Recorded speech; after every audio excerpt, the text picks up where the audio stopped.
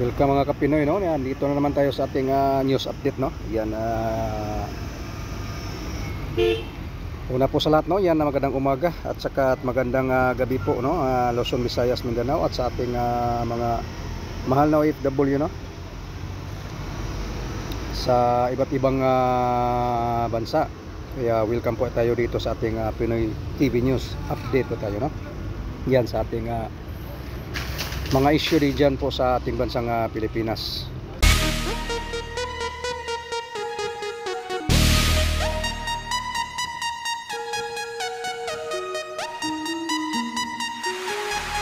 Bagong Pilipinas, kapal ng mukha, dami ng gutom at natulala.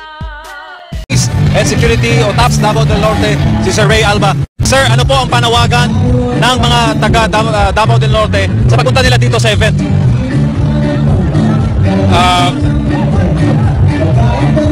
Actually, ang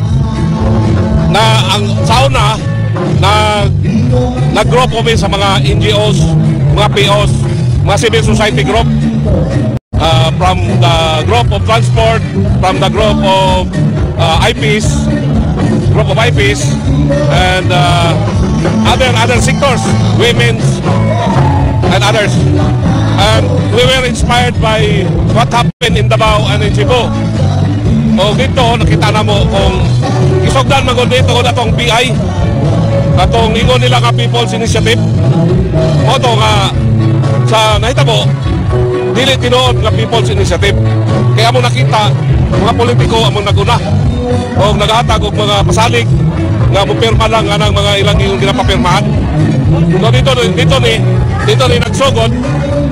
ni nagsugod o pag ato na Davao, dito na mo na dungog gikan yun sa mga personahe gikan sa laing lugar sa Manila nga mao lang ni ang pangitabo karon. So kung tinuod man nga inisyatibo sa tao, dapat magikan sa tao. Dili kay promisa nimo mga ayuda para lang mo pirma ang tao. So dito na nagsugod. Una kami mga civil society, mga NGOs na kayo sa ato pong ipasibaw ang kinahanglan muting mubarogta na dili na tama ang ilang ginahimo. Sir, ano ang comment ng TAPS doon sa order of suspension o preventive suspension kay Governor Hubahib? Actually, among nakita na ang nagtabo kay Governor Hubahib, actually, murag collateral damage ni siya sa among gihimo nga inisyatibo. Kaya nga naman, tungod kay sa iyang gihatag nga suporta sa amo ang ginahimo nga inisyatibo. O nakita man niya ang unsa ang amo ang katuyuan. Mo na nga nalipay migdako nga gihatagan mi niya og suporta. Sir, mensahe po ninyo sa buong Pilipinas, buong mundo nanonood sa ating rally na nagpapahayag po kayo, nag-voice out po kayo na inyong mga concern sa gobyerno sa event ngayong gabi. Actually, alam naman natin na sovereignty resides in the people.